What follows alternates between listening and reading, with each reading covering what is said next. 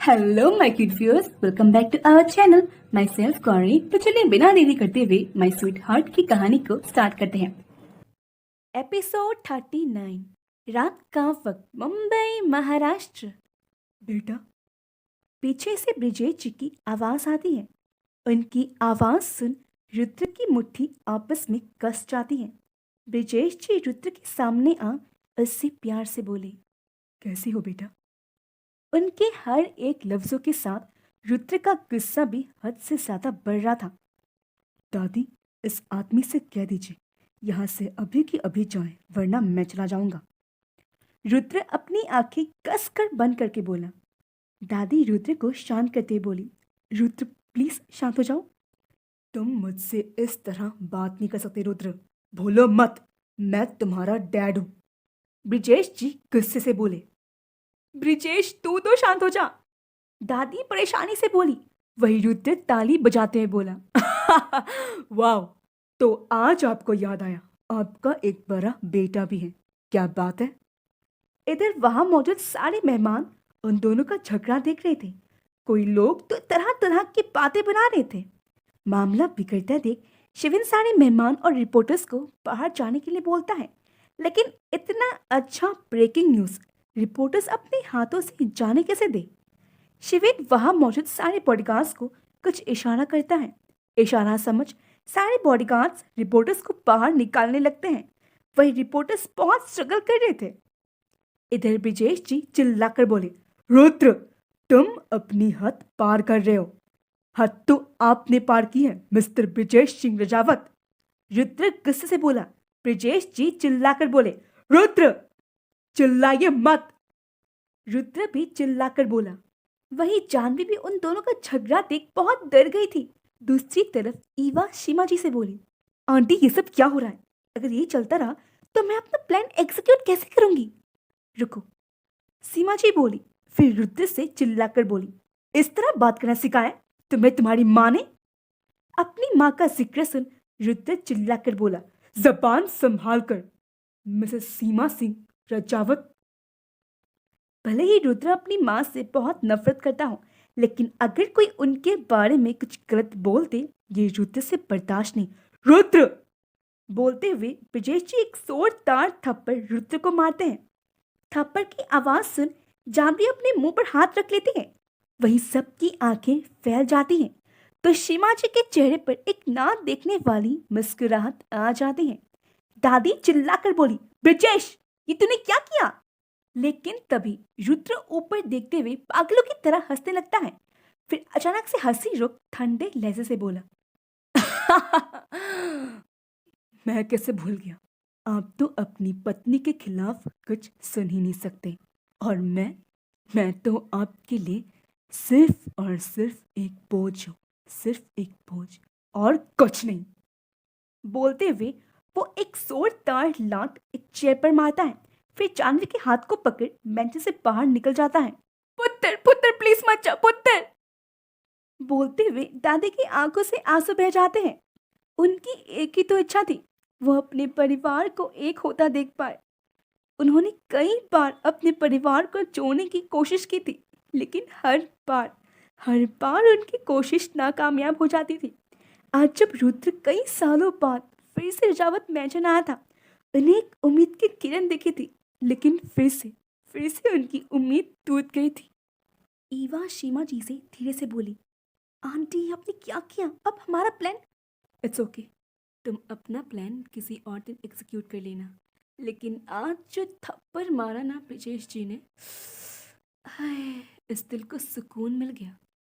बोलते हुए उनके चेहरे पर एक शैतानी मुस्कुराहट बिखर जाती है। दूसरी ओर रुद्र बड़ी स्पीड में कार ड्राइव कर रहा था। वही जानवी सीट बेल्ट को कसकर पकड़ मन ही मन भगवान जी का नाम ले रही थी। रुद्र का गुस्सा देख कुछ बोलने की उसकी हिम्मत तक नहीं हो रही थी। इधर रुद्र की हालत खराब हो रही थी। उसे अपने सामने पुराने दृश्य नजर आ रहे थे, जिसे देख उसे मन ही मन बहुत बेचैनी हो रही थी। Mom mom please don't leave me, mom mom, तुम इस दुनिया की सबसे अनलकी बच्ची हो। माँ बाप होते हुए भी तुम अनाथ हो, अनाथ। देखो देखो कौन, लूजर रुद्र। रुद्र का चेहरा पसीने से भर गया था। वो अचानक से गाड़ी रोक अपनी आंखें कसकर बंद कर लंबी लंबी सांसें लेने लगता है। उसकी कंडीशन देख जानवी बहुत डर गई थी। वो परेशानी से बोली, सर आपको क्या हुआ? आप ठीक तो है ना? लेकिन रुद्र को जानवी की आवाज सुनाई नहीं दे रही थी। सर मेरी तरफ देखिए। बोलते हुए जानवी रुद्र का चेहरा अपनी तरफ करती है। रुद्र ने अब भी अपनी आंखें नहीं खोली थी। जानवी उसकी हथेली कस कर पकड़ शांति से बोली, रिलैक्स, कुछ भी नहीं हुआ है, कुछ भी नहीं, जस्ट रिलैक्स। जानवी के स्पर्श से रुद्र शांत होने लगा था। उसको शांत होता देख जानवी बोली, ओपन योर आईज। रुद्र धीरे से अपनी आंखें खोल जानवी को देखता है। जानवी भी उसकी आंखों को देखते हुए ही बोली, ब्रीथ इन, ब्रीथ आउट। जैसे जानवी बोल रही थी रुद्र भी वैसे ही कर रहा था। आप कैसा फील कर रहे हो? जानवी बोली। जानवी का सवाल सुन रुद्र उसकी आंखों में देखते हुए बोला, बेटर। इतना बोल रुद्र कसकर जानवी को गले लगा लेता है। अचानक गले लगाने से जानवी चौंक जाती है, लेकिन इस बार रुद्र की चुन जानवी को अनकंफर्टेबल नहीं करा रही थी। उसके हाथ अपने आप ही रुद्र के बालों को सहलाने लगते हैं।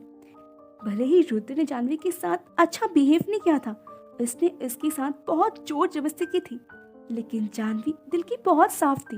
वो किसी को दर्द में नहीं देख सकती थी।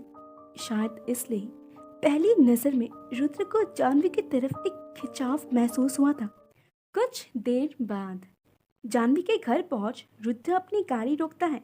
जानवी रुद्र को देखते हुए बोली, आप ठीक हैं? रुद्र सामने देखते हुए बोला।